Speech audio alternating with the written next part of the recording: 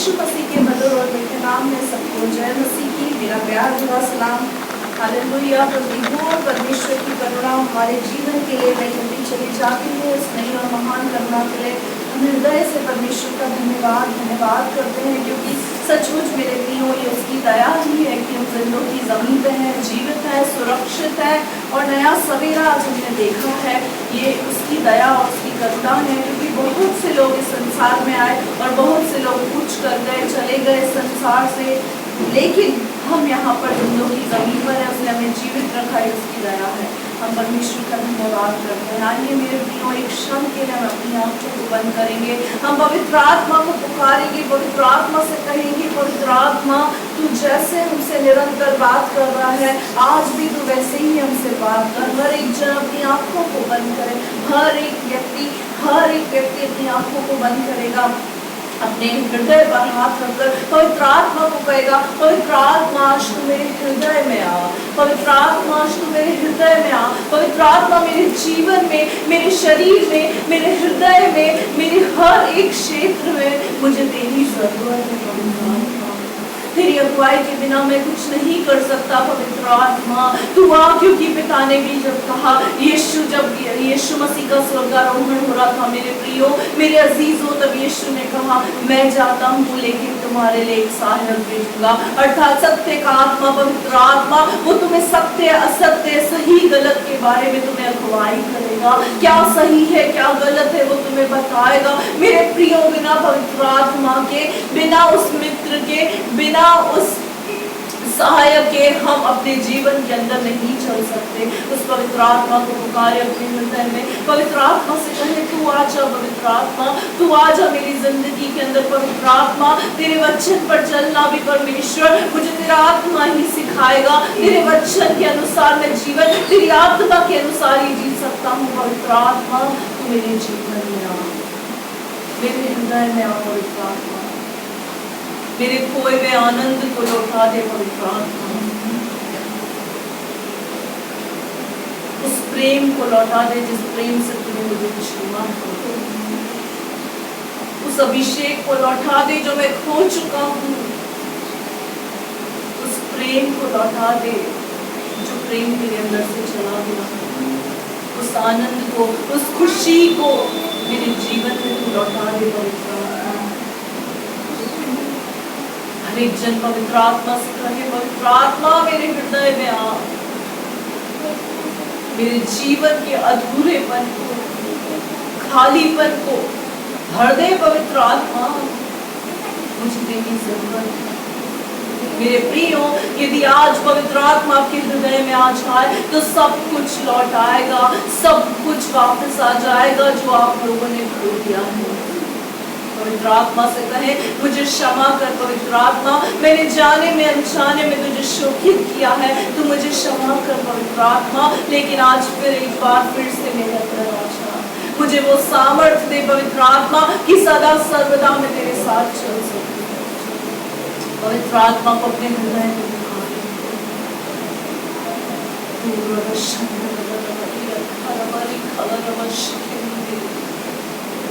तेरे नाम के लिए जिए हम, तेरे नाम के लिए जिए हम, यीशु नाम के लिए जिए हम, तेरे नाम के लिए जिए हम। तू बड़े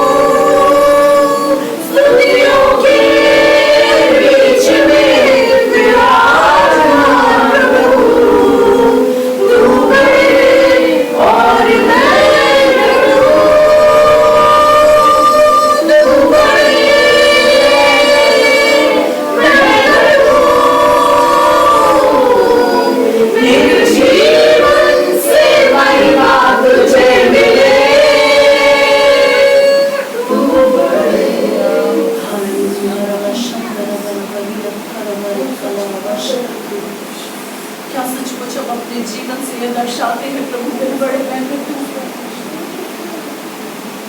क्या हम सिर्फ गीतों में इस बात को कहते हैं कि प्रभु तू बड़े मेहनत हमारे जीवन के हर क्षेत्र के अंदर क्या हमने घटना मंजूर किया है और उसे बढ़ाया है?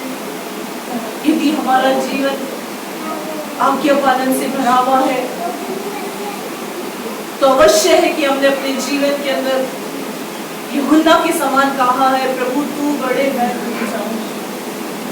और यदि हमने अपनी इच्छाओं अपनी अभिलाषाओं को पहले पर रखकर प्रभु की आज्ञा को दूसरे स्थान पर रखा है तो कदाचित ये गीत जो हम गा रहे हैं वो झूठा है। हमने उसको बढ़ने का अवसर अपने जीवन में दिया है कि आज अपने हृदय पर हाथ रखकर कहेंगे कि प्रभु सचमुच तू बड़े मैं दिल से चाहता हूँ प्रभु तू बढ़ जाए मैं घट जाऊं। अभी तक प्रभु मैं बड़ा हूँ तू छोटा है। अभी तक तू मुझ में नहीं दिखता प्रभु। अभी तक जो तू कहता है मैं वो नहीं करता प्रभु। पवित्र आत्मा मेरे हृदय में आ ताकि प्रभु मुझ में बढ़ जाए और मैं घट जाऊं। जब लोग देखे तो मुझे नहीं उस यीशु को देखे मेरे अंदर।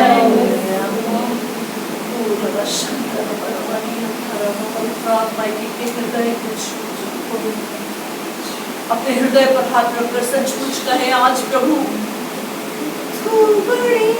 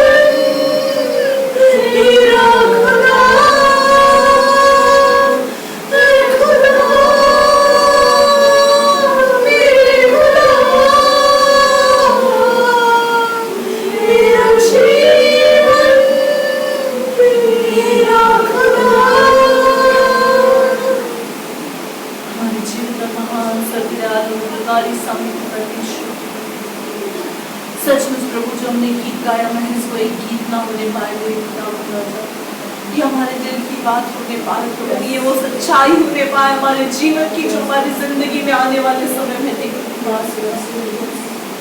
हम तेरे नाम के लिए जीने पाए तेरे नाम के लिए मरने पाए। तू हम में बढ़ जाए हम तुझ में घट जाए। सचमुच प्रभु हमें कुछ मिले या ना मिले लेकिन तू मेरा है और मैं तेरा हूँ ये मेरे लिए काफी है।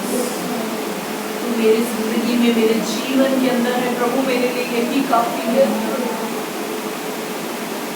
सचमुच मेरे पिता मेरे यीशु अपने बच्चों से बात कर।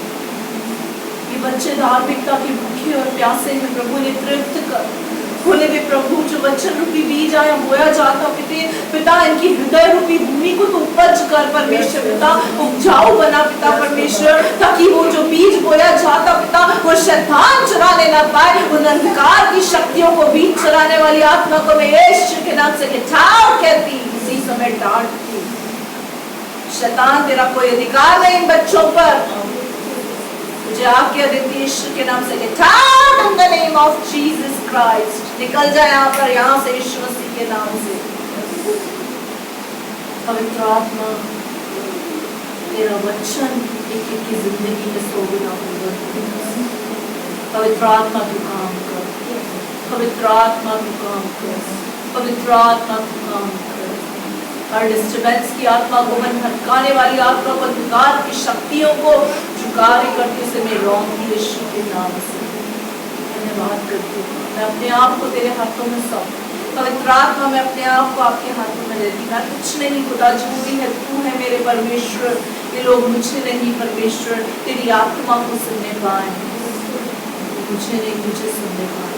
इनकी आत्मिक कानों को खोल दे अब्बा, इनकी आत्मिक आंखों को खोल दे खुदा, आत्मिक कान दे, आत्मिक आंखें दे ताकि वो देखने पाए जो तू दिखाना चाहता है।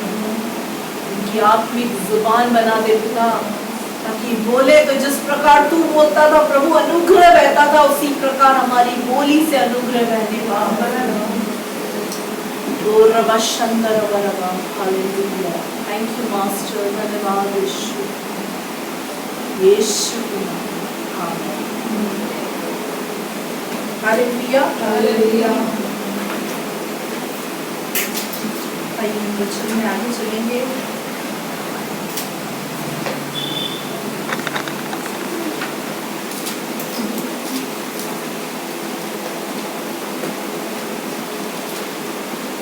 लूका रचित सुसमाचार इसका 5वां अध्याय, इसकी पहली आयत से हम पढ़ेंगे। मेरे प्रियो, हम अक्सर गीत गाते हैं और गीतों के अंदर सबसे ज्यादा हम झूठ बोलते हैं। तो क्या झूठ बोलते हैं? क्या झूठ बोलते हैं? तू ही मेरे जीवन के लिए काफी है, जैसा तू बोलेगा मैं वैसा करूंगा, तेरे बिना कुछ नहीं, तू बड़े मैं घटूं। लेकिन आज वाकई हम ये सीखेंगे कि यीशु हम में से कैसे बढ़ सकता है। ये जो गीत था ये हमारे वचन से रिलेटेड था, तू बड़े मैं घटूं। मेरे प्रियो, यूहन्ना ने अपने जीवन के अंदर जब इस बात को बोला कि तू बड़े और मैं घटूं, तो उस चीज को उसने अपने जीवन के अंदर बाकायदा प्रूफ करके दिखाया। वो कैसे मेरे प्रियो? क्योंकि यूहन्ना के जीवन में बहुत से कष्ट और समस्याएं आई। उस समस्या के बावजूद यूहन्ना वचन के अनुसार चलता रहा, प्रभु परमेश्वर के वचन के अनुसार वो बना रहा, खड़ा रहा। उसने इस बात को अपने जीवन से दर्शाया कि प्रभु सचमुच मेरे जीवन से तू बड़े और मैं घटूं। मेरे प्रियो, ये गीत केवल गीत नहीं है, ये लेखक की मनोव्यथा है, ये लेखक की अंदर की फीलिंग्स है। और हम इस बात को समझें कि तू बड़े और मैं घटूं का मतलब क्या होता है। तू बड़े और मैं घटूं। हालेलुया। हम पढ़ेंगे बेटा, आगे पढ़ना बेटा, शुरू करना। जब भीड़ परमेश्वर का वचन सुनने के लिए उस पर गिरी पड़ती थी और वह गंदे सड़क की झील के किनारे पर खड़ा था, तो ऐसा हुआ कि उसने झील के किनारे 2 नाव लगी हुई देखी और मछुए उन पर से उतरकर जाल धो रहे थे। हालेलुया। अब यहाँ लिखा हुआ है जब भीड़ परमेश्वर का वचन सुनने के लिए उस पर गिरी पड़ती थी। हालेलुया। यहाँ पर मेरे प्रियो हम देखेंगे कि लिखा हुआ है कि भीड़ की भीड़ यीशु मसीह के पास आती थी। भीड़ की भीड़ यीशु मसीह के पास उसके उपदेश सुनने के लिए उसके ऊपर गिरी पड़ती थी। यीशु मसीह की सुनना चाहती थी। यीशु मसीह के मुंह से जो वचन निकलते थे, जो अनुग्रह की बातें निकलती थी, वो बातें सुनने के लिए भीड़ की भीड़ यीशु मसीह के ऊपर गिरी पड़ती थी। और वह गनेसरत की झील के किनारे पर खड़ा था। तो ऐसा हुआ कि उसने झील के किनारे 2 नाव लगी देखी और मछुए उन पर से उतरकर जाल धो रहे थे। मेरे प्रियो, यहाँ जाल धोना किस चीज को दर्शाता है? यहाँ पर अक्सर मेरे प्रियो जब मछुए जो होते हैं, मछली पकड़ने वाले होते हैं, जब वो मछली पकड़ते हैं और मछली पकड़ने के बाद जब वो घर जाने की तैयारी में होते हैं, अपने घर की ओर लौटने की तैयारी में होते हैं, तो उस समय वो क्या करते हैं, अपने जालों को धोते हैं। वहां पर यीशु मसीह जब किनारे पर खड़ा है तो वो मछुए क्या कर रहे हैं, वहां पे 2 नाव यीशु मसीह ने देखी और वहां पर कुछ मछुओं को देखा जो अपने जाल को धो रहे थे, जो क्या कर रहे थे, वाइंड अप कर रहे थे, सब कुछ खत्म कर रहे थे। मतलब उनकी पूरा दिन की जो मेहनत थी वो अब खत्म हो चुकी थी। अब वो अपने घर की ओर जाने के लिए तैयार थे, इसीलिए वो क्या कर रहे हैं, मछुए अपने जालों को धो रहे हैं। किन जालों को? जिसमें मछली पकड़ी जाती है। आगे उन नावों में से एक पर जो शमौन की थी चढ़कर उसने उससे विनती की कि किनारे से थोड़ा हटा ले चले। हालेलुया। यहाँ पर लिखा है उनमें से, वो जो नावें थी उन नावों में से 2 नावें खड़ी थी। उन 2 नावों में से एक नाव किसकी थी? शमौन पतरस की थी। और प्रभु यीशु मसीह ने उस नाव पर चढ़कर उससे क्या कहा? थोड़ा सा हटा ले, यानी थोड़ा सा किनारे से। जहां वो किनारा है मेरे प्रियो, किनारे का मतलब है कि अब सब कुछ खत्म हो चुका।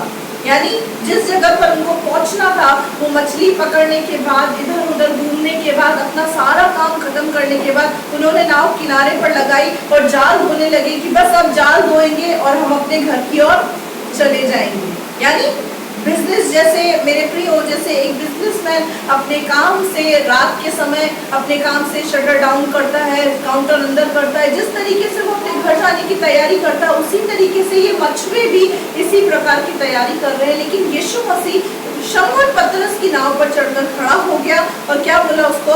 किनारे से थोड़ा दूर ले चल। हालेलुया।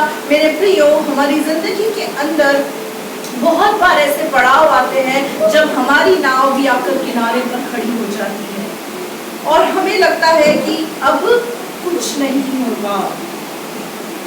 किनारे पर हमारी नाव खड़ी हो जाती है और हम सोचते सब कुछ खत्म। हमने अपनी जिंदगी में जैसे ये जाल धो रहे हैं, अपनी जिंदगी से हम हाथ धो बैठते हैं कि अब सब कुछ खत्म हो चुका, अब कुछ भी रास्ता नजर नहीं आता, अब मेरी जीवन रूपी नैया किनारे पर आकर खड़ी हो चुकी है। अब मैंने अपनी जिंदगी से हाथ धो बैठे हैं, मैंने ये ठान लिया है, सोच लिया है कि अब सब कुछ खत्म हो चुका। ऐसे में प्रभु यीशु मसीह हमारी जीवन रूपी नैया में आते हैं और बोलते हैं किनारे से थोड़ा साइड ले चल। हालेलुया। अगर आज हम इस स्थिति के अंदर है जहां हमको लगता है सब कुछ खत्म हो चुका, हमारी नाव किनारे पर आकर खड़ी है, हमने अपनी नाव के अंदर हाथ धो दिए हैं अपनी जीवन रूपी नैया के अंदर कि अब कुछ नहीं हो सकता, अब सब कुछ खत्म। अचानक से मेरे प्रियो यीशु मसीह हमारे जीवन के अंदर आएगा और हमें बोलेगा कि नाव को किनारे से हटा ले। मेरे प्रियो, इसका मतलब प्रभु यीशु मसीह ने एक यहाँ पर शमौन पतरस को आज्ञा दी। क्या कहा? जहां तू खड़ा है इस रास्ते को तू चल। राह दिखा रहा है प्रभु यीशु मसीह शमौन पतरस को।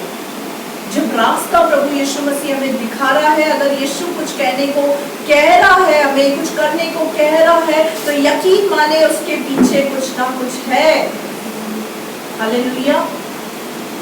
अगर प्रभु के दासी आपको आपके जीवन के अंदर कुछ कहते हैं तो उसके पीछे कुछ ना कुछ है, कोई ना कोई आशीष छुपी है। उस चीज को हम देखेंगे। यहाँ पर पतरस से क्या कहा? थोड़ा सा किनारे से हटा ले। तू सोच रहा है सब कुछ खत्म हो गया, लेकिन तू किनारे से थोड़ा हट, थोड़ा आगे बढ़, जो मैं बोल रहा हूँ वो कर। आगे तब वो बैठकर लोगों को नाव पर से उपदेश देने लगा। अब यहाँ पर यीशु मसीह क्या कर रहा है? किनारे से नाव हटाकर पहले तो क्या कर रहा है? शमौन पतरस की नाव का यूज कर रहा है, उसका इस्तेमाल कर रहा है। क्या कर रहा है? किनारे से हटाकर क्या कर रहा है? जो लोग वहाँ पे भीड़ की भीड़ इकट्ठी है, उन भीड़ की भीड़ जो लोग हैं उनको उपदेश दे रहा है, उनको वचन से सिखा रहा है। आगे जब वो बातें कर चुका तो शमौन से कहा। अब यीशु मसीह ने अपना काम कर लिया, यीशु मसीह ने पतरस की नाव का इस्तेमाल कर लिया और अब यीशु मसीह क्या बोल रहा है? यीशु मसीह ने उसको क्या बोला? गहरे में ले चल।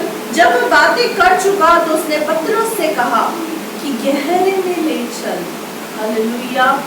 यहाँ पर यीशु मसीह आपसे एक बात कहना चाहता है, अगर आपकी जीवन रूपी नैया कहीं अटक चुकी है, जब आपने हाथ धो दी अपनी जिंदगी से कि अब कुछ नहीं हो सकता, तो प्रभु यीशु कहता है कि गहरे में ले चल, वचन की गहराई में जा,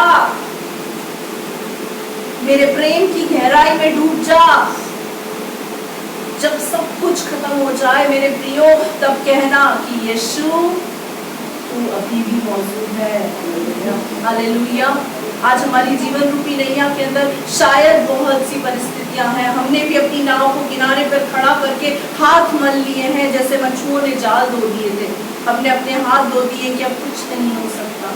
लेकिन अचानक प्रभु यीशु मसीह हमारे जीवन रूपी नाव के अंदर आता है और हमें बोलता है किनारे से साइड ले चल, गहरे में चल, गहरे में मैं तुझे कुछ दिखाना चाहता हूँ, मैं तुझे कुछ सिखाना चाहता हूँ। तेरी जीवन की इसी परिस्थिति में जिसमें तू है, मैं तेरे को इसी परिस्थिति से कुछ दिखाना चाहता हूँ, सिखाना चाहता हूँ। इसने शमौन से क्या कहा, यीशु मसीह ने शमौन से क्या कहा, गहरे में ले चल, आगे और मछलियां पकड़ने के लिए अपने जाल डालो। हालेलुया। मेरे प्रियो, हम इस चीज को देख रहे हैं कि शमौन पतरस अपने घर जाने की पूरी तैयारी के अंदर है, उसके बावजूद जब यीशु मसीह उसके नाव पर चढ़ा और यीशु मसीह ने उसको बोला किनारे से नाव हटा ले, तो यहाँ पर शमौन की कोई भी हम इस बात को नहीं देखते कि शमौन ने बोला कि प्रभु अब तो घर जाने का समय हो गया है, बीवी भी इंतजार करती होगी, अब तो सब कुछ खत्म हो गया है, अब मुझे घर जाने दे प्रभु। नहीं, हम शुरू से देख रहे हैं कि पतरस से जैसा जैसा प्रभु बोल रहा है, पतरस वैसा वैसा कर रहा है। हमारे जीवन के अंदर दुख, संकट, समस्याएं, कष्ट क्यों आते हैं? क्योंकि जैसा जैसा यीशु बोलता है वैसा वैसा नहीं करते। आज का जो हमारा टॉपिक है उसका नाम ही यही है कि यीशु के कहने के अनुसार करें। आज का जो हमारा विषय है वो यही है कि यीशु के कहने के अनुसार करें। यहाँ पर क्या हुआ, यहाँ पर जैसा जैसा शमौन को बोला वैसा वैसा वैसा वैसा शमौन करता जा रहा है। यीशु के कहने से कहा गहरे में ले चल, तो ये गहरे में लेकर गया और यीशु मसीह ने उसको क्या कहा कि अपने जाल डाल। मेरे प्रियो, गहराई में ले जाकर यीशु मसीह आपसे कुछ सिखाना चाहता है। वचन की गहराई में जब प्रभु आपको उतरने को कहता है तो उससे मना ना करें, क्योंकि गहराई में ही आशीषें छुपी है। छिछले पानी के अंदर हमें कुछ हासिल नहीं होगा। अगर हम हीरे, मोती, उत्तम उत्तम वस्तुओं को पाना चाहते हैं, आशीषों को पाना चाहते हैं, तो उसके लिए गहरे में उतरना पड़ेगा। यहाँ पर पतरस ने प्रभु यीशु मसीह से नहीं कहा कि प्रभु अब तो मैंने जाल भी धो दिया है, अब क्या जाल डालूं। लेकिन मेरे प्रियो, यहाँ पर यीशु ने क्या कहा, गहरे में ले चल और जाल को डाल। गहराई के अंदर ले जाके यीशु मसीह ने क्या कहा, अब तू जाल डाल। पहले वचन की गहराई में जाए, उसके बाद जो जाल आप फेंकेंगे उसमें आशीषें ही आशीषें। Hallelujah, hallelujah. पहले गहराई में उतरे। यीशु जिस गहराई में ले जाना चाहता है, प्रेम की गहराई में, आराधना की गहराई के अंदर, वचन की गहराई के अंदर, उसकी गहराई को समझें। वो आपके जीवन से क्या चाहता है। पिछले कई हफ्तों से हम इस बात को सीख रहे हैं, न्याय का दिन है, अंत का समय है, बुद्धिमान स्त्रियों के समय तैयार हो जाए, हमारा दूल्हा लेने आने वाला। तैयारी क्या है? तैयारी यही है मेरे प्रियो कि गहराई में उतरे। ये समय है गहराई में उतरने का, ये समय है वचन की गहराई को जानने का, ये समय है आज्ञा पालन का, ये समय है उससे प्रेम करने का, ये समय है आराधना स्तुति में लीन होने का, ये समय है जागते रहने का, ये समय है प्रार्थना करने का।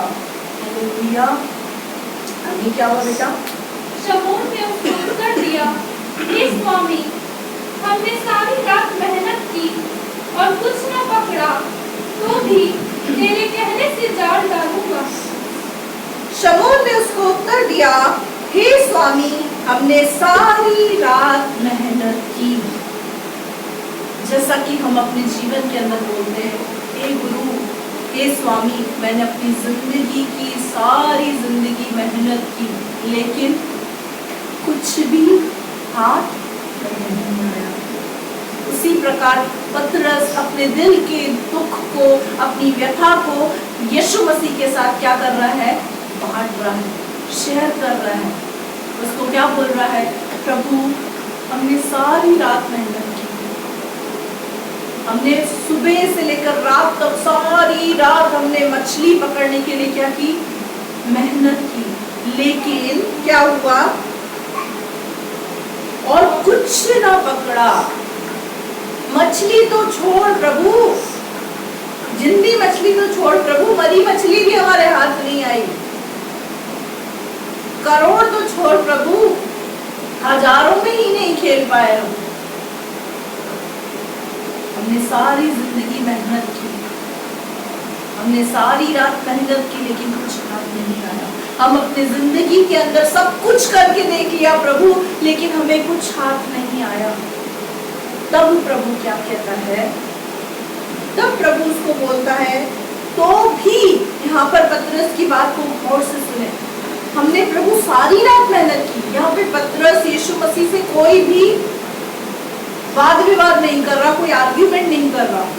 वो यीशु मसीह को सिर्फ अपने मन का दुख बता रहा है कि प्रभु, मैंने सारी रात मेहनत की, हमने सारी रात, सारे मछुए मिलकर हम लगे रहे, हम एक्सपर्ट हैं इस काम में, पर फिर भी हमने कुछ न पाया। लेकिन तो भी, जब भी, तब भी, क्योंकि, चूंकि, परंतु, इस तरीके के जो शब्द आते हैं ना मेरे प्रियो, उसमें कुछ ना कुछ अद्भुत होता है। यहाँ पर पतरस क्या बोल रहा है? तो भी मैं तेरे कहने से जाल डाल दूंगा। मैंने अपनी जिंदगी के अंदर प्रभु सारी मेहनत कर ली, सारी कोशिशें कर ली, सब कुछ कर लिया अपनी इच्छा के अनुसार, अपनी बुद्धि के अनुसार, अपनी ख्वाहिशों के अनुसार। जैसा इसने कहा मैंने वैसा किया, जैसा उसने कहा मैंने ऐसा किया, जैसा मेरे घर वालों ने कहा मैंने वैसा किया, जैसे मेरे बाहर वालों ने कहा मैंने वैसा किया। मैंने सब कुछ करके देख लिया, मेरे रिश्तेदारों के कहने पर, खुद की बुद्धि के कहने पर, खुद की ख्वाहिशों के कहने पर, अपनी इच्छाओं के कहने पर, अपने मन के कहने पर मैंने बहुत कुछ किया प्रभु, लेकिन तो भी तेरे कहने से मैं तेरी आज्ञा को मानता हूँ, क्योंकि तू कह रहा है प्रभु, तू कह रहा है। आज प्रभु मैं किसी की नहीं सुनूंगा, आज प्रभु मैं किसी की नहीं सुनूंगी, आज प्रभु मैं सिर्फ तेरी सुनूंगा, मैं सिर्फ तेरी सुनूंगी। मैंने सबकी सुन ली, अपने मन की सुन ली, अपने पड़ोसी की सुन ली, अपने अड़ोसी की सुन ली, रिश्तेदारों की सुन ली, दुनिया की सुन ली, सबकी सुन ली, लेकिन आज प्रभु मैं तेरी सुनने आई हूँ, मैं तेरी सुनूंगा। तो भी तेरे कहने से मैं जाल डालता हूँ। हालेलुया। जब मेरे प्रियो यीशु मसीह के कहने से पतरस ने जाल डाला तो क्या हुआ, हम देखें। जब उन्होंने ऐसा किया तो बहुत मछलियां घेर लाए और उनके जाल फटने लगे। जब उन्होंने ऐसा किया, यीशु ने जैसा बोला उन्होंने वैसा किया, तब क्या हुआ? उसके बाद क्या हुआ बेटा, वापस पढ़ना। तो बहुत मछलियां घेर लाए, बहुत मछलियां घेर लाए। हालेलुया। जब यीशु के कहने से करेंगे तो बहुत सी आशीषों को बटोर लेंगे, बहुत सी आशीषें घेर लाएंगे। आपके जीवन के अंदर जहाँ पर कष्ट है, समस्या है, दुख है, परेशानी है, खालीपन है, अधूरापन है, जहाँ पर भी जिस चीज की जरूरत आपको है वो बहुतायत से मिलेगी।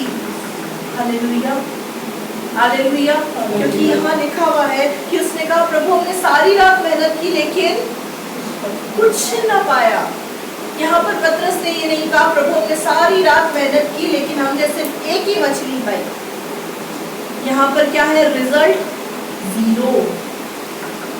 जब सारी रात पतरस ने और उसके दोस्तों ने, उसके मित्रों ने मेहनत की, सारे मच्छुओं ने मेहनत की, तो रिजल्ट क्या था? जीरो। लेकिन जब यीशु मसीह के कहने से किया, जो यीशु मसीह ने कहा वो किया, तो रिजल्ट क्या आया? 100%। जब प्रभु हमारे जीवन के अंदर करता है मेरे प्रियो, तो 100% करता है। अगर हम उसके कहने से करते हैं तो हमारे जीवन के अंदर जो आशीषें हैं वो 100% में बदल जाती है, चाहे हम जीरो की स्थिति पे क्यों ना खड़े हों। आज अगर हम जीरो की स्थिति पे हैं तो प्रभु का वचन हमसे बात कर रहा है, वो जीरो की स्थिति से हमको 100% की स्थिति पे लाना चाहता है। और अगर उस स्थिति पर आने के लिए जो परमेश्वर कहता है, प्रभु का आत्मा कहता है वैसा करें, बंद करें अपने मन की सुनना, अपनी इच्छाओं की सुनना, अपने रिश्तेदारों की सुनना। प्रभु की सुनेंगे क्या कहता है, प्रभु की आवाज को सुनेंगे। मेरे प्रियो, जब हम दोनों पति पत्नी सेवा के लिए निकल रहे थे तो उस समय बहुत सी आवाजें हमारे कानों के अंदर थी, बहुत सी आवाज। कुछ हमारे मन की आवाज थी, कुछ रिश्तेदारों की आवाज थी, कुछ हमारी इच्छाएं थी, बहुत सारी चीजें हमारे कानों के अंदर थी। लेकिन प्रभु ने जब हमसे कहा, पवित्र आत्मा ने कहा कि तुम्हें निकलना है सेवा के लिए, तो हमने किसी की नहीं सुनी, हम निकल पड़े। क्योंकि हमें ये बात पता थी कि जो बोल रहा है वो सामर्थी है, जो बुला रहा है वो विश्वास योग्य है, वो हमें छोड़ेगा नहीं, वही है जो हमें संभालेगा। उसके कहने से जब कलीसिया रूपी जाल हमने डाला तो मछलियां आने लग गई। Hallelujah, hallelujah. जब यीशु के कहने से करेंगे, यीशु के कहने से जाल डालेंगे तो बड़ी बड़ी मछलियां हमारे जीवन के अंदर आएगी। यहाँ पर स्पेशली लिखा हुआ है बड़ी बड़ी मछलियां जाल के अंदर आने लगी, यहाँ तक कि जाल फटने लग गया। इतनी आशीषें प्रभु देगा अगर आप प्रभु के कहने से चलेंगे कि आपके जिंदगी के अंदर आपकी जिंदगी कम पड़ जाएगी। पर जरूरत क्या है, हम प्रभु के कहे अनुसार नहीं चलते, हम प्यार की गहराई में प्रभु के साथ नहीं घूमे, हम प्यार की आराधना की गहराई में उसके साथ नहीं डूबे, हम वचन की गहराई में उसके साथ नहीं डूबे, हम प्रार्थनाओं की गहराई के साथ उसके अंदर नहीं डूबे, हमने उसके साथ वो रिश्ता नहीं बनाया। यही कारण है कि हम आशीषों से वंचित हैं। आशीष हमारे जीवन के अंदर नहीं, जो कुछ था वो भी हमारे जीवन से जा चुका है। उसका कारण है क्योंकि हम प्रभु के कहे अनुसार नहीं चलते, हम यीशु के कहे अनुसार नहीं चलते। हालेलुया। आगे बेटा। इस पर उन्होंने अपने साथियों को जो दूसरी नाव पर थे संकेत किया। अब यहाँ क्या हुआ, पतरस क्या कर रहा है, अपने साथियों को बुला रहा है जो दूसरी नाव पे थे, जो पूरी तरीके से जाल धोकर जाल नाव पे रख कर जाने की तैयारी में थे। उसने क्या किया, साथियों को बुलाया और क्या कहा कि आकर हमारी सहायता करो, आकर हमारी सहायता करो। और उन्होंने आकर दोनों नावें यहाँ तक भर ली कि वे डूबने लगी। हालेलुया। मेरे प्रियो, यहाँ पर लिखा हुआ यीशु मसीह गहरे में सिर्फ शमौन की नाव को लेकर गए थे, सिर्फ एक नाव यीशु मसीह के साथ गई थी। लेकिन जब यीशु मसीह का कहना शमौन पतरस ने माना तो दोनों नाव भर गई। मेरे प्रियो, जब हम अपने जीवन के अंदर प्रभु की आज्ञाओं को मानेंगे, उसके कहे अनुसार चलेंगे, तो न केवल हम आशीषित होंगे पर हमारे रिश्तेदार भी आशीषित होने लग जाएंगे, हमारे मित्रगण आशीषित होने लग जाएंगे, हमारे पड़ोसी आशीषित होने लग जाएगा। हालेलुया। हमारी आशीष इस तरीके से हमारे जीवन से बहेगी कि वो लोगों को भी आशीषित कर देगी। हालेलुया। लोगों की जिंदगी बदलने लग जाएगी। सिर्फ एक नाव को गहरे में लेकर गया पतरस, उसके साथियों के जीवन के अंदर भी आशीष आ गई। हालेलुया। दोनों नाव, यहाँ पर क्या लिखा हुआ है कि दोनों नाव मछलियों से भर गई। इतनी मछलियां प्रभु यीशु मसीह ने पतरस को दी। आगे। यह देखकर शमौन पतरस यीशु के पांव पर गिरा और कहा, हे प्रभु, मेरे पास से जा, क्योंकि मैं पापी मनुष्य हूँ। अब ये देखकर शमौन पतरस यीशु के पांव में गिर गया। क्यों गिरा मेरे प्रियो? यहाँ पर यीशु मसीह जब पूरी रात शमौन पतरस ने, उसके साथियों ने मेहनत की, तब उनको कुछ हासिल नहीं हुआ। वो मछुए थे, उनका पेशा था, जन्म से वो मछली पकड़ने वाले थे, लेकिन उन्होंने इतनी मेहनत करने के बाद भी एक भी मछली उनके हाथ नहीं लगी। लेकिन जब यीशु के कहने से जाल डाला, जब इतनी आशीषें और इतनी मछलियां आ गई, तो वो समझ गया ये कोई साधारण व्यक्ति नहीं है। हमने सारी रात मेहनत की, हम पेशे से मछुए हैं, हमको पूरा नॉलेज है, पूरा ज्ञान है कि मछली कहाँ मिलेगी, किस समय मिलेगी, कितनी गहराई में मिलेगी, हमको सब पता है। लेकिन फिर भी हमें कुछ हासिल नहीं हुआ। लेकिन इसके कहने से यीशु ने जैसा ही बोला वैसे ही हमने किया, तो बहुत सी आशीषों को हम बटोरना है। हालेलुया। मेरे प्रियो, मैं समझती हूँ जिस समय यीशु मसीह ने पतरस से कहा होगा गहरे में चल, अब जाल डाल, उस समय जितनी मछलियां समुद्र में थी वो सारी मछलियां दौड़ी होंगी। ये तो मेरे प्रभु की आवाज है। वो सारी मछलियां दौड़ कर गई होंगी कि हमें इस जाल में जाना है, क्योंकि ये प्रभु की आज्ञा है। इसीलिए इतनी सारी मछलियां इकट्ठी हो गई। मेरे प्रियो, जानवर भी यीशु की आवाज को समझते हैं, पहचानते हैं और मानते हैं। अगर हम उसकी आवाज को नहीं समझ पा रहे, नहीं पहचान पा रहे, तो हम जानवर से भी गए बीते हैं। ये मैं नहीं बोल रही, ये परमेश्वर का वचन बोल रहा है।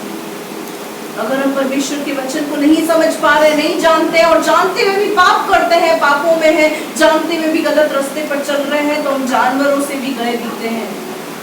क्योंकि जैसे ही यीशु ने कहा अब जाल डालो, मैं समझती हूँ समुद्र की सारी मछलियां वहां एकत्रित हो गई होंगी, जल्दी जल्दी एक दूसरे को टल्ले मारती जा रही होंगी।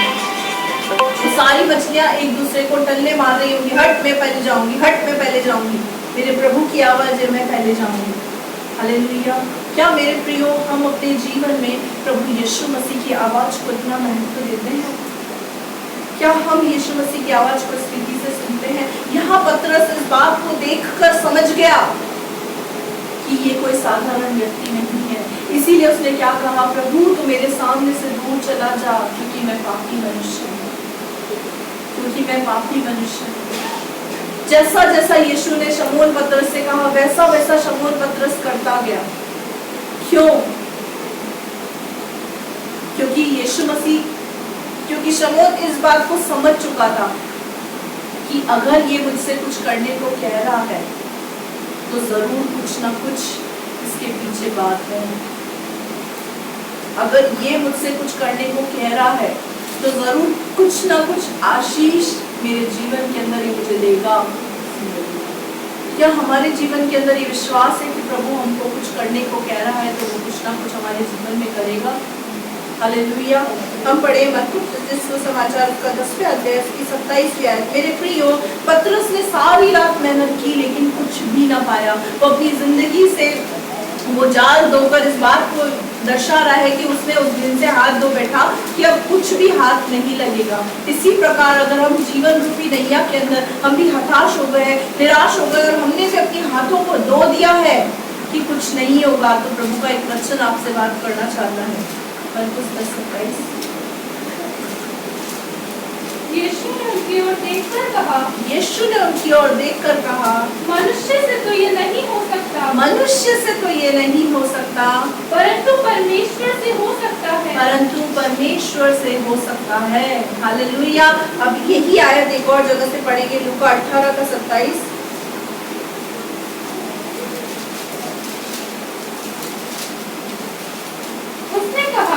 उसने कहा, जो मनुष्य से नहीं हो सकता, जो मनुष्य से नहीं हो सकता, वह परमेश्वर से हो सकता है, वो परमेश्वर से हो सकता है।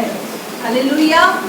उसने कहा जो मनुष्य से नहीं हो सकता, वो परमेश्वर से हो सकता है। जो पतरस से नहीं हो पाया, जो पतरस के साथियों से नहीं हो पाया, वो प्रभु यीशु मसीह ने कर दिया।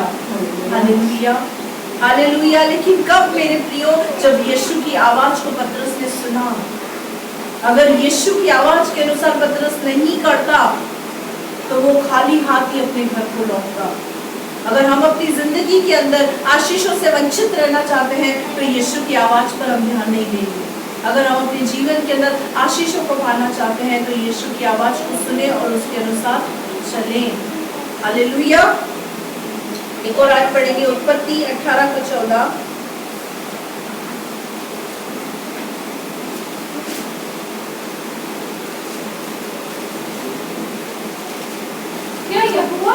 क्या परमेश्वर के लिए कोई काम कठिन है? क्या परमेश्वर के लिए कोई काम कठिन है? हम क्या सोचते हैं इस बारे में? क्या परमेश्वर के लिए कोई काम कठिन है? नहीं मेरे प्रियो, परमेश्वर के लिए कोई भी काम कठिन नहीं है। हम जिस कार्य को कठिनाई से देख रहे हैं, वो काम हमारे लिए कठिन हो सकता है, लेकिन परमेश्वर के लिए कोई भी काम कठिन नहीं है। यिर्मयाह 32:27।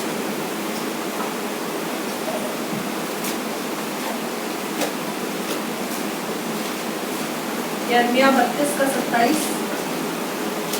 मैं खुद सब प्राणियों का परमेश्वर यहोवा हूँ। मैं तो सब प्राणियों का परमेश्वर यहोवा हूँ। क्या मेरे लिए कोई भी काम कठिन है? क्या मेरे लिए कोई भी काम कठिन है? मैं सब प्राणियों का बनाने वाला हूँ। मैंने सब प्राणियों को अपने हाथ से बनाया है। क्या मेरे लिए कोई काम कठिन हो सकता है? आगे तो क्या अभी यशाया 43 का 13, यशाया 43 का 13। मैं ही परमेश्वर हूँ मैं ही परमेश्वर हूँ और भविष्य में भी मैं ही हूँ। और भविष्य में भी मैं ही हूँ। प्रेजेंट में, पास्ट में, फ्यूचर में मैं ही हूँ। मेरे हाथ से कोई छुड़ा ना सकेगा। मेरे हाथ से कोई भी छुड़ा ना सकेगा। जब मैं काम करना चाहूँ, जब मैं काम करना चाहूँ, तब कौन मुझे रोक सकेगा? तब कौन मुझे रोक सकेगा? हालेलुया। यहाँ पर परमेश्वर इस बात को बोल रहा है कि अगर जिस काम को मैं करना चाहूँ तो दुनिया की कोई ताकत मुझे रोक नहीं सकती। किसी व्यक्ति के लिए अगर परमेश्वर द्वार खोल दे मेरे प्रियो, तो दुनिया की कोई ताकत उस दरवाजे को बंद नहीं कर सकती। लेकिन अगर किसी व्यक्ति के लिए परमेश्वर दरवाजा बंद कर दे तो उसके लिए दुनिया की कोई ताकत दरवाजा नहीं खोल सकती। प्रकाशित वाक्य के अंदर हम इस चीज को पढ़ेंगे।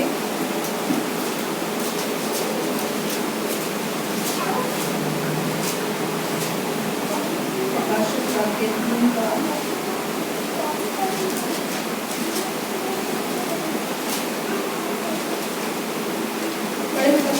जो पवित्र और सत्य है, जो पवित्र और सत्य है और जो दाऊद की कुंजी रखता है। प्रकाशित वाक्य 3 का 7। जो पवित्र और सत्य है और जो दाऊद की कुंजी रखता है, जिसके खोले हुए को कोई बंद नहीं कर सकता। दाऊद की कुंजी रखने वाला और कोई नहीं, प्रभु यीशु मसीह है, जिसके खोले हुए को कोई बंद नहीं कर सकता और बंद किए हुए को कोई खोल नहीं सकता। बंद किए हुए को कोई खोल नहीं सकता। हालेलुया। मेरे प्रियो, यीशु मसीह अगर किसी के लिए द्वार बंद कर दे तो दुनिया की कोई ताकत उसे खोल नहीं सकती। लेकिन अगर किसी व्यक्ति के लिए वो द्वार खोल दे तो दुनिया की कोई ताकत उसे बंद नहीं कर सकती।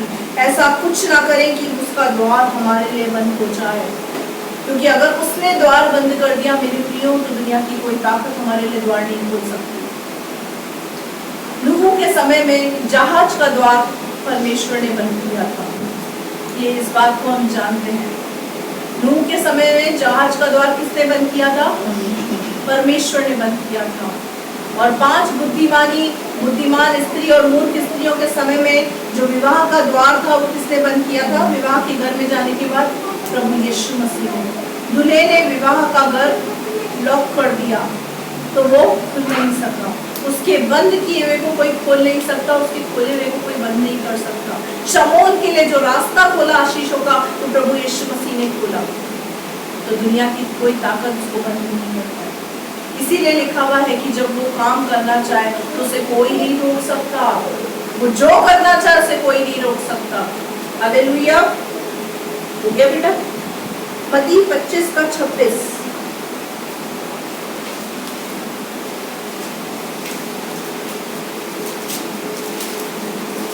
उसके स्वामी ने उसे उत्तर दिया, हे दुष्ट और आलसी दास, जब तू ये जानता था कि जब मैंने नहीं बोया वहां से काटता हूँ और जहाँ मैंने नहीं छीटा वहां से बटोरता हूँ, तो मुझे चाहिए था कि मेरा रुपया सर्राफों को दे देता, तब मैं आकर अपना धन ब्याज समेत ले लेता। हालेलुया। यहाँ पर लिखा हुआ है कि तुझे ये बात पता थी कि मैं जहाँ नहीं बोता मैं वहां से काटने की सामर्थ्य रखता हूँ। परमेश्वर को मेरे प्रियो बोने की जरूरत नहीं है।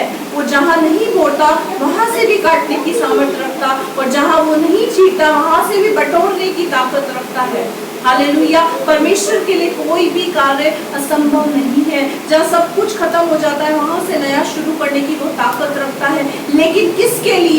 जो व्यक्ति यीशु के कहने के अनुसार चलता है, जो परमेश्वर के कहने के अनुसार चलता है, उस व्यक्ति के लिए परमेश्वर ही जो द्वार खोलता है। लेकिन जो परमेश्वर के कहने अनुसार नहीं चलता, वचन के अनुसार नहीं चलता, उसके लिए जो द्वार बंद होता है वो परमेश्वर करता है। और यकीन माने, अगर परमेश्वर किसी के लिए द्वार बंद कर दे तो दुनिया की कोई ताकत से खोल नहीं सकती। हम पढ़ेंगे यिर्मयाह 17 का 5 से 10 तक पढ़ेंगे।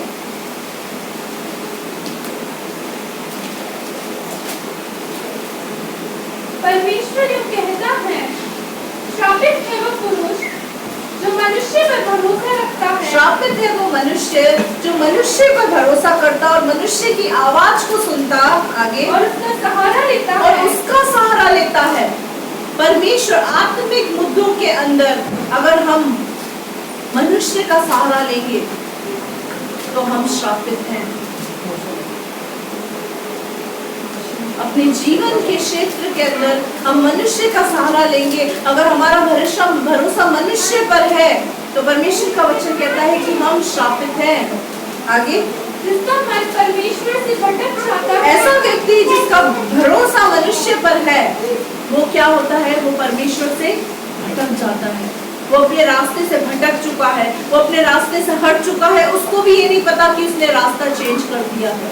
आगे, वह निर्जल देश के अधमरे पेड़ के समान वो निर्जल देश के, जहाँ पर निर्जल का मतलब है जहाँ पर जल नहीं है, जहाँ पर सूखा है, उस सूखे हुए देश के अधमरे पेड़ के समान। एक पेड़ को पानी नहीं मिले तो वो कैसा हो जाता है, सूख जाता है, अधमरा हो जाता है, मरे मरे स्थिति के अंदर आ जाता है। वो उस अधमरे पेड़ के समान है और कभी भलाई न देखेगा, जो कभी भलाई नहीं देगी।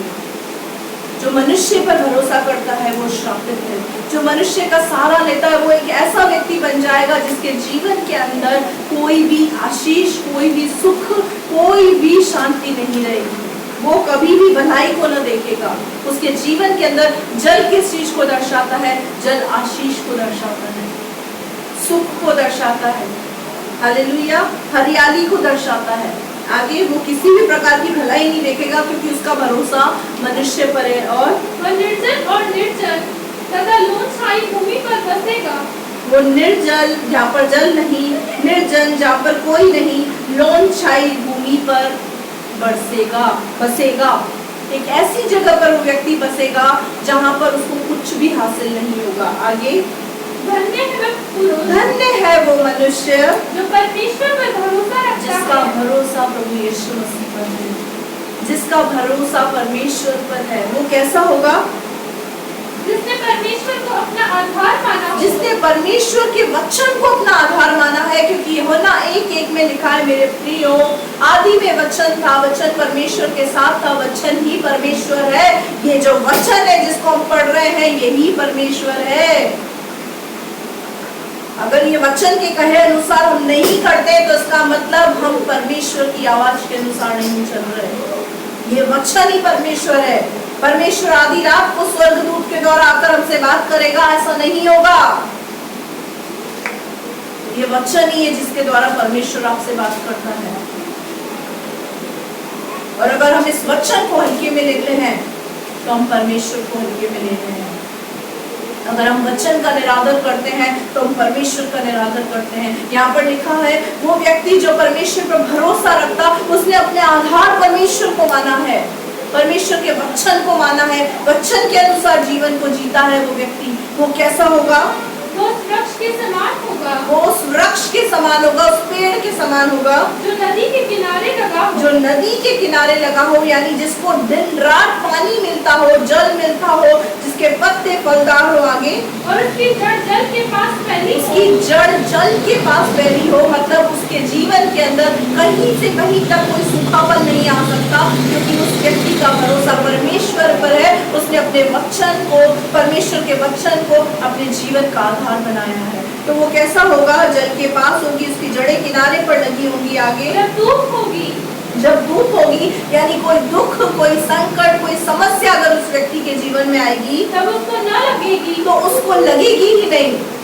ऐसा नहीं लिखा हुआ कि ऐसे व्यक्ति के जीवन में धूप नहीं आएगी, ऐसे व्यक्ति के जीवन में दुख आएंगे, संकट आएंगे, समस्या आएगी, पर उसको नहीं लगेगी। हालेलुया।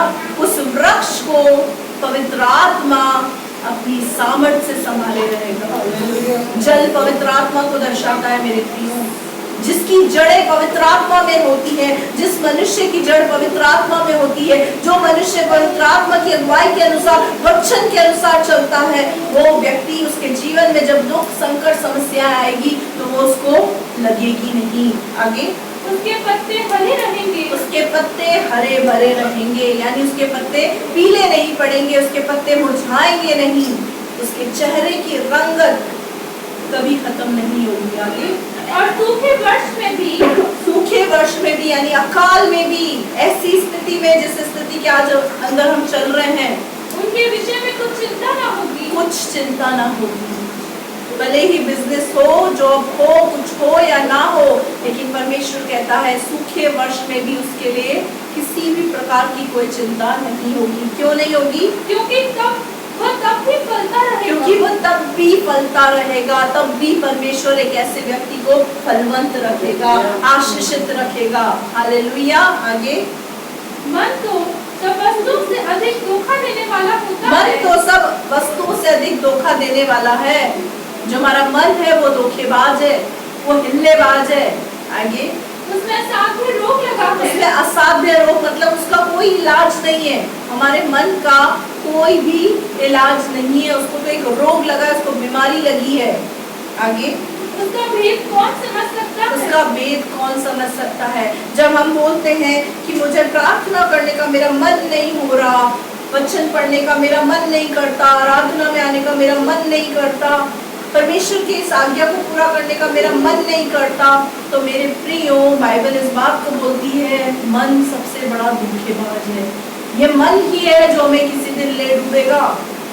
इसीलिए परमेश्वर का वचन बोलता है इसको असाध्य रोग लगा है, इसका कोई इलाज नहीं, इसका भेद कोई नहीं समझ सकता। आगे, मैं परमेश्वर यहोवा मन को खोजता और हृदय को जांचता हूँ, ताकि प्रत्येक जन को उसकी चाल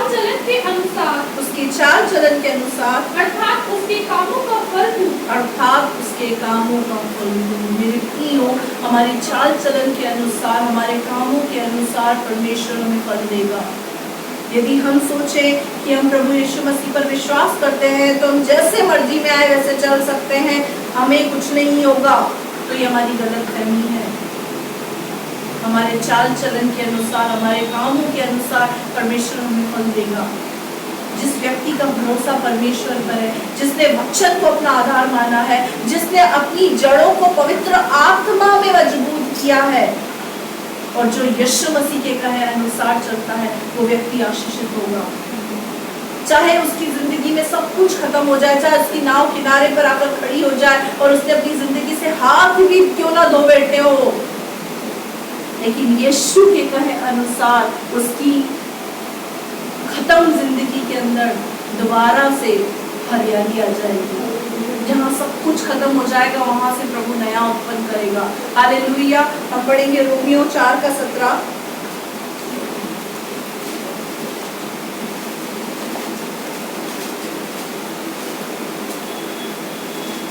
जैसा लिखा है, मैंने तुझे बहुत सी जातियों का पिता ठहराया है, उस परमेश्वर के सामने जिस पर उसने विश्वास किया और जो मरे हुओं को जिलाता है और जो बातें हैं ही नहीं, उनका नाम ऐसा लेता है कि मानो वे हैं। हालेलुया।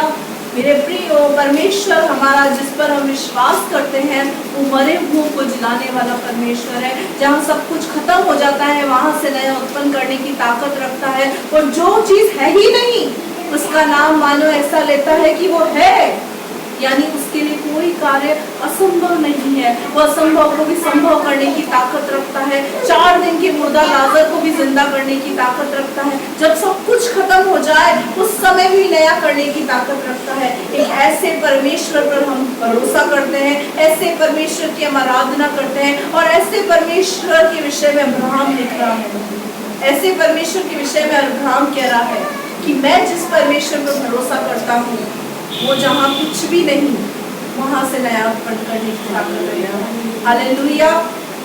ये अब्राहम का विश्वास है मेरे प्रियो।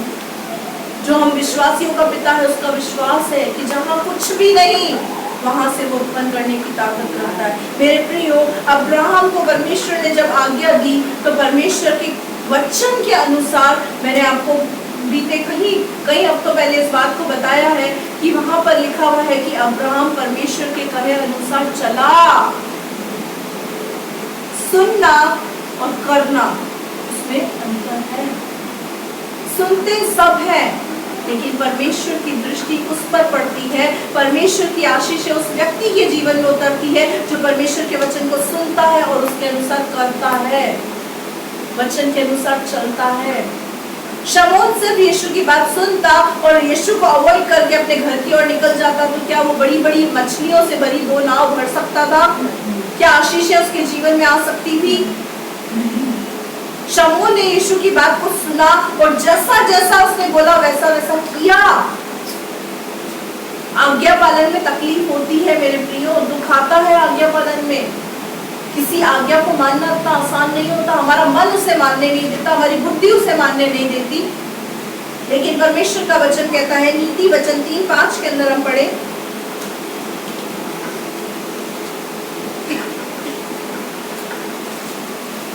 तू अपनी समझ का सहारा न लेना, तू अपनी समझ का सहारा न लेना, वरन संपूर्ण मन से परमेश्वर पर भरोसा रख, परमेश्वर पर भरोसा रखना। जो परमेश्वर कह रहा है उस बात पर बस भरोसा रख, अपना दिमाग न लगाए। तभी यहाँ पर गीत का लेखक, तभी यहाँ पर जो लेखक है वो उस बात को लिख रहा है कि तू अपनी समझ का सहारा मत लेना, अपनी बुद्धि का सहारा मत लेना, वरन संपूर्ण मन से यहोवा पर भरोसा रखना। मेरे प्रियो, ये नीति वचन किसने लिखा है? नीति वचन सुलेमान ने लिखा है। और सुलेमान कौन है? बुद्धि का ज्ञाता, जिसके पास इतनी बुद्धि है, जिसके विषय में परमेश्वर बोलता है कि ना तो इससे पहले किसी में इतनी बुद्धि थी ना इसके बाद किसी में इतनी बुद्धि है। इतनी बुद्धिमान व्यक्ति किस बात को बोल रहा है? तू अपनी समझ का सहारा न लेना, अपनी बुद्धि का सहारा न लेना, वरन संपूर्ण मन से यहोवा पर भरोसा करना। तो क्या हम सुलेमान से अधिक बुद्धिमान हैं? लेकिन हम तो हर समय, हर पल, हर क्षण सिर्फ अपनी बुद्धि का सहारा लेते हैं। वचन की आज्ञाओं को पूरा करने में भी हमारी बुद्धि लौटती है। हर बात में हम अपनी बुद्धि का सहारा लेते हैं, हर बात में। मेरे प्रियो, जहाँ बुद्धि का इस्तेमाल करना है वहाँ बुद्धि का इस्तेमाल करें, लेकिन जहाँ परमेश्वर की आवाज को सुनना है वहाँ सिर्फ उसकी आवाज को सुने और उसके अनुसार करें। संपूर्ण मन से यहोवा पर भरोसा करना, अधूरे मन से नहीं, पूरे मन से परमेश्वर पर भरोसा रखना, पूरे मन से परमेश्वर पर भरोसा रखना है। हालेलुया। हम लूका 5 में चलेंगे, उसको कंप्लीट करेंगे बेटा।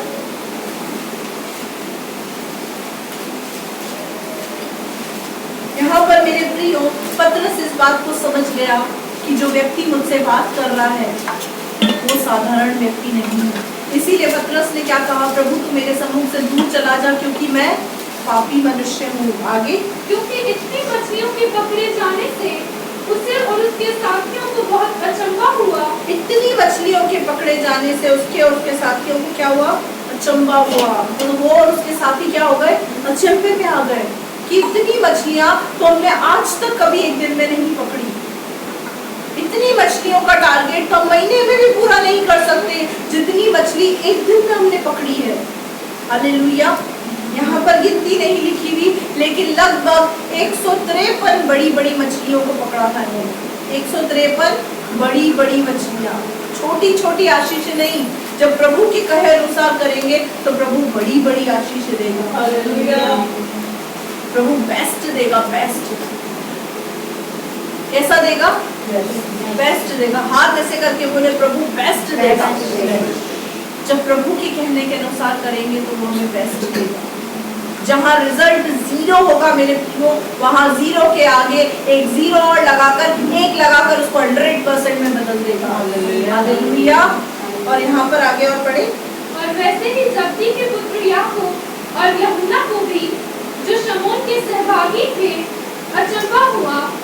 तब यीशु ने शमौन से कहा। अब यहाँ पर जितने भी मित्र थे, जितने भी साथी थे शमौन के, पतरस के, उन सबको क्या हुआ? अचंभा हुआ। और यीशु ने शमौन से क्या कहा? मत डर, मत डर, अब से तू मनुष्य को जीता पकड़ा करेगा। अब से तू मनुष्य को जीता पकड़े करेगा। यानी पद बदल दिया। न केवल प्रभु यीशु के कहने से करने पर हमें आशीषें मिलेगी, वरन वो हमारे जीवन के अंदर हमें आदर भी दिलाएगा, हमें सम्मान भी दिलाएगा। हमारे पद को चेंज कर देगा, हमारे पद को ऊंचा कर देगा, हमें ऊंचाई पर लेकर जाएगा। हालेलुया। यहाँ पर इसको क्या बोला, आज से तू मछलियों को नहीं पकड़ेगा, आज से तू मनुष्य को मेरे लिए पकड़ कर लेकर आएगा। हालेलुया। आगे, और वे नाव को किनारे पर ले आए, और नाव को किनारे पर ले आए, और सब कुछ छोड़कर उसके पीछे हो लिए। और सब कुछ छोड़कर उसके पीछे हो लिया। मेरे प्रियो, ये मछुए, ये चेले यीशु मसीह के, ये लोग समझ चुके थे कि जिसने हमें मछलियां इतनी दी है, उसके साथ रहेंगे तो हमें किसी भी वस्तु की घटी नहीं होगी। इसीलिए उन्होंने अपनी नाव को, अपने जालों को, सब कुछ छोड़कर प्रभु यीशु मसीह के पीछे हो लिए, और उस पद की ओर जो उसको देना चाहता था यीशु मसीह, वो लोग बढ़ गए। हालेलुया। मेरे प्रियो, आज हम इस बात पर मेडिटेट करें, मनन करें कि हम अपने जीवन में किसकी आवाज को सुनते हैं। क्या यीशु के कहे अनुसार चलते हैं? क्या हमने हमारा भरोसा केवल परमेश्वर पर है? हमें, अगर हम बोलते हैं हमारा भरोसा परमेश्वर पर भी है, उसमें और परमेश्वर ही पर है, उसमें अंतर है। मेरा भरोसा यीशु पर है, यीशु ही पर है और यीशु भी पर है। ये ही और भी का अंतर सुधारे। हम अक्सर अपने जीवन में क्या बोलते हैं, अपनी बुद्धि का सहारा लेने के बाद बोलते हैं मेरा भरोसा परमेश्वर पर भी है। इसका मतलब केवल परमेश्वर पर नहीं है, अपनी बुद्धि पर है, अपने पैसों पर है, अपनी ताकत पर है, अपने रिश्तेदारों पर है, या केवल परमेश्वर पर है। अगर हमारा भरोसा केवल परमेश्वर पर है तो हम अपने जीवन को जांचें। अगर नहीं है हमारा भरोसा परमेश्वर पर तो हम अपने जीवन को जांचें। और अगर हमारा भरोसा परमेश्वर पर है तो उन आशीषों का इंतजार करें जो परमेश्वर आपको देने वाले हैं। हालेलुया। उन बड़ी बड़ी मछलियां, वो बड़ी बड़ी आशीषें, जाल आपकी जिंदगी के अंदर वो आशीषें, वो खुशियां संभा भी नहीं पाएंगी, इतनी खुशियों से परमेश्वर आपको करेगा अगर हमारा भरोसा उस पर। अगर हमने अपने जीवन का आधार वचन को माना है, अगर हमने अपने जीवन का आधार यीशु को माना है और हम यीशु के कहे अनुसार चलते हैं तो बड़ी बड़ी आशीषों को हम प्राप्त करेंगे। मेरे प्रियो, पिछले हफ्ते मैंने बताया था कि मूसा कौन था। मूसा was a man of God, परमेश्वर का दास था, परमेश्वर का जन था, वचन को जानने वाला था, वचन को पहचानने वाला था, वचन की समझ रखने वाला व्यक्ति था। लेकिन जो सिपोरा थी उसकी पत्नी, मूसा एक इब्री व्यक्ति था जो जन्म से नाज़िर था, जो जन्म से चुना हुआ था। लेकिन जो सिपोरा थी वो एक मिस्री औरत थी, अन्य जाति स्त्री थी जिसको परमेश्वर की वचन की कोई समझ नहीं थी। जब मूसा ने सिपोरा से विवाह किया और मूसा परमेश्वर की आज्ञा के अनुसार नहीं चला, उसने एक आज्ञा चूक कर दी, उसको अपने बेटे का खतना करना था, उसने खतने को नहीं किया। तो परमेश्वर का हाथ सिपोरा पर नहीं आकर मूसा की गर्दन पर आ गया। क्यों? क्योंकि मूसा इस बात को जानता था, आज्ञा को जानता था, वचन की समझ रखता था। लेकिन सिपोरा उस बात से अनजान थी क्योंकि वो एक मिस्री स्त्री थी, वो अन्य जाति स्त्री थी, उसको परमेश्वर के वचन के बारे में कुछ नहीं पता था। सिपोरा के कहने के अनुसार मूसा ने अपने बेटे का खतना नहीं किया क्योंकि सिपोरा ने उसको वो करने नहीं दिया, सिपोरा ने उसको अलाउ नहीं किया। इस वजह से परमेश्वर का हाथ मूसा की गर्दन पर आ गया, सिपोरा की गर्दन पर नहीं आया। याद रखना, जो परमेश्वर के वचन की ज्ञान को नहीं रखता, अगर आप उससे सलाह ले रहे हैं तो आपकी गर्दन पर परमेश्वर की तलवार आएगी, उसका हाथ आएगा उस व्यक्ति के ऊपर नहीं जिससे आप सलाह ले रहे हैं, क्योंकि वो अनजान है, वो अनविज्ञ है। वचन की सलाह हमें किससे लेनी है, इस बात को समझें। जो वचन का ज्ञान रखता है, जो वचन को मानता है, वचन पर चलता है, उससे वचन की सलाह लें। एक ऐसे व्यक्ति से अगर हम सलाह लेंगे तो हम गड्ढे में गिरेंगे, क्योंकि परमेश्वर का वचन कहता है, प्रभु यीशु ने कहा, एक अंधा दूसरे अंधे को रास्ता नहीं दिखा सकता। इसीलिए परमेश्वर का वचन कहता है, श्रापित है मनुष्य जो मनुष्य पर भरोसा करता, मनुष्य का सहारा लेता है, लेकिन धन्य है वो पुरुष जो परमेश्वर पर भरोसा करता है, जिसने वचन को अपना आधार माना है। वो व्यक्ति कभी भी डगमगाएगा नहीं। हालेलुया। अगर आप अपनी गर्दन पर परमेश्वर के हाथ को नहीं चाहते तो समझ जाए, अपने जीवन से सिपोरा को दूर करें, सिपोरा की आवाज को सुनना बंद करें। प्रभु से कहें, प्रभु मेरी आत्मिक कानों को खोल, मेरी आत्मिक आंखों को खोल, ताकि मैं उन बातों को समझ सकूं जो तू कहना चाहता है, जो तू करना चाहता है, मैं उसे देख सकूं। हालेलुया। आइए हम अपनी आंखों को बंद करेंगे और सुने हुए वचन पर अपने ध्यान को देंगे, मेडिटेट करेंगे इस बात पर कि क्या हम अपने जीवन के अंदर हमने भी सिपोरा को महत्व दे रखा है। क्या हम उस व्यक्ति से सलाह लेते हैं जो वचन का ध्यान नहीं रखता? क्या हम भी उस व्यक्ति की कहे अनुसार चलते हैं जिसको वचन के बारे में कुछ नहीं पता? मेरे प्रियो, अगर ऐसा है तो परमेश्वर का हाथ आपकी गर्दन पर किसी भी समय आ सकता है। और परमेश्वर का वचन कहता है, जीवित है परमेश्वर के हाथ में पड़ना बहुत भयानक बात है, बहुत भयानक बात है मेरे प्रियो, जीवित है परमेश्वर के हाथ में पड़ना। इस बात को हम समझें।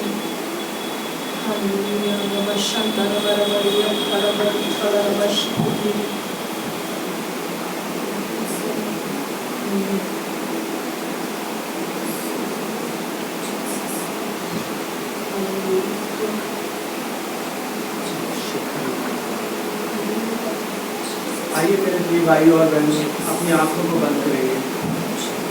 परमेश्वर ने आज जो हमें वचन दिया है, वचन पर मेडिटेट करेंगे।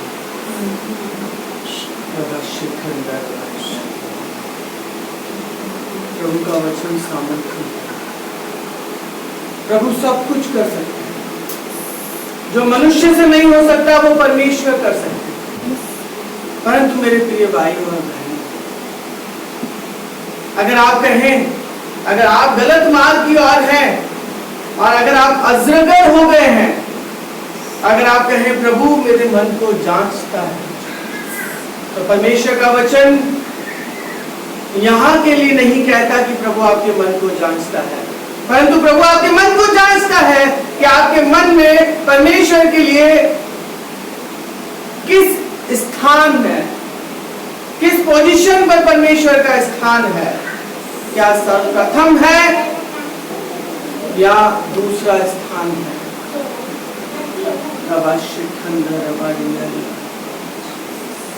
परमेश्वर ने आज वचन के द्वारा उनसे बात की। परमेश्वर वचन में ही है और वचन ही आधार है, वचन ही हमारे जीवन की ज्योति है और वचन ही उजियाला है। वचन हमारे जीवन को बदलता है, वचन ही हमें ऊंचाइयों पर ले जाता है, वचन ही हमें समस्याओं से दूर करता है, वचन ही हमें परमेश्वर से मिलाता है। क्या हमारा जीवन उस वचन के अनुसार है जो परमेश्वर ने हमारे लिए वचन दिया है? क्या हम परमेश्वर की आवाज को सुनकर अनसुना करते हैं? मेरे प्रिय भाई और बहनों, अपने जीवन पर मेडिटेट करें, अपने जीवन की हर एक परिस्थिति पर, हर एक क्षेत्र पर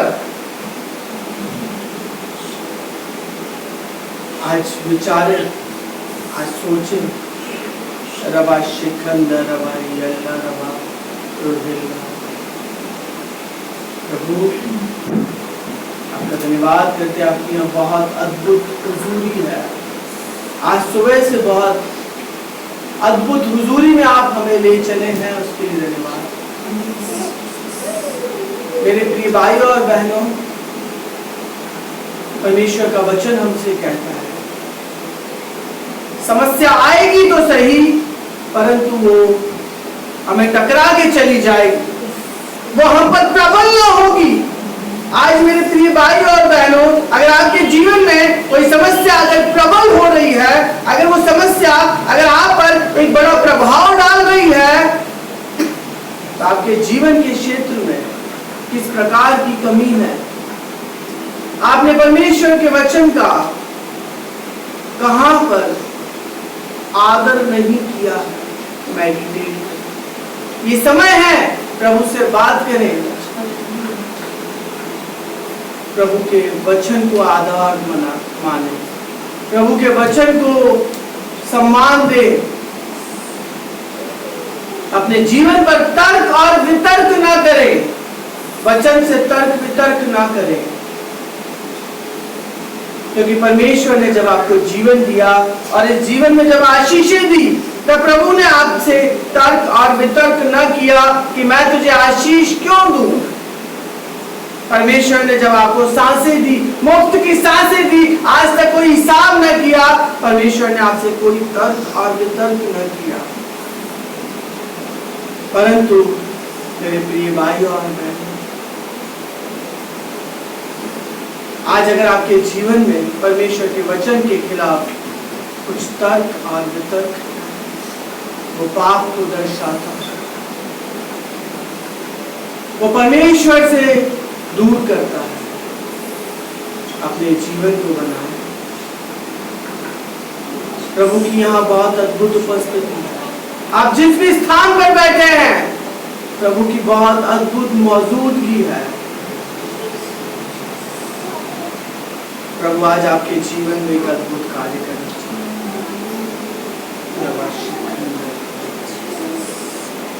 आपको आदर देते हैं, आपके वचन को आदर देते हैं।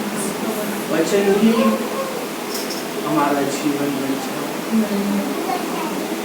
भजन संहिता 138 में आपका वचन कहता है, आपने अपने नाम से, आपने अपने बड़े नाम से अधिक वचन को महत्व दिया है और वही वचन हमारे उजियाला है,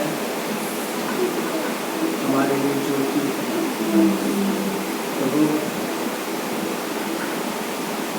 खुदावन आज आपके कलाम को जो भाई और बहन सुनते हैं, खुदावन अभिषेक से भर देते हैं, मनुष्य को पकड़ने वाले प्रभु अभिषेक और दुगना अभिषेक, अद्भुत कार्य, आदर महिमा मान सम्मान आपको देते। आपने इस प्रार्थना को सुना, धन्यवाद करते प्रभु। खुदावन अगले सप्ताह में परमेश्वर, जिन भाई और बहनों के परमेश्वर जन्मदिन है, एनिवर्सरी है, खुदावन उन पर आशीष है। हमारी कशिश भाभी के लिए प्रार्थना करना चाहते हैं। खुदावन अपनी आशीष से नवाज, एक अद्भुत आशीष से नवाज करो। खुदावन सपना भाभी के लिए और आशीष के लिए, आशीष भाई के लिए प्रार्थना करना चाहिए। उत्तम मार्गों को खोल दीजिए खुदावन।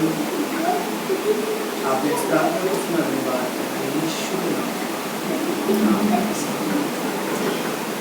आइए मेरे प्रिय भाई और बहनों, अपनी आंखों को बंद करेंगे, परमेश्वर के सम्मुख अपने सरों को झुकाएंगे और आशीष वचन को प्राप्त करेंगे। पिता परमेश्वर का प्रेम, प्रभु यीशु मसीह का अनुग्रह और पवित्र आत्मा की सहभागिता आप पर हमारे साथ सदैव बनी रहे। हम सब कहें आमीन। आशीर्वाद को प्राप्त करें। यहोवा तुम्हें आशीष दे और तुम्हारी रक्षा करे। यहोवा तुम पर अपने मुख का प्रकाश चमकाए और तुम पर अनुग्रह करे। यहोवा अपना मुख तुम्हारी ओर करे और तुम्हें अपनी शांति से भरे। सब कहें आमीन। प्रभु इन वचनों के द्वारा आपको आशीष दे। प्रभु इन वचनों के द्वारा आपको आशीष दे। जय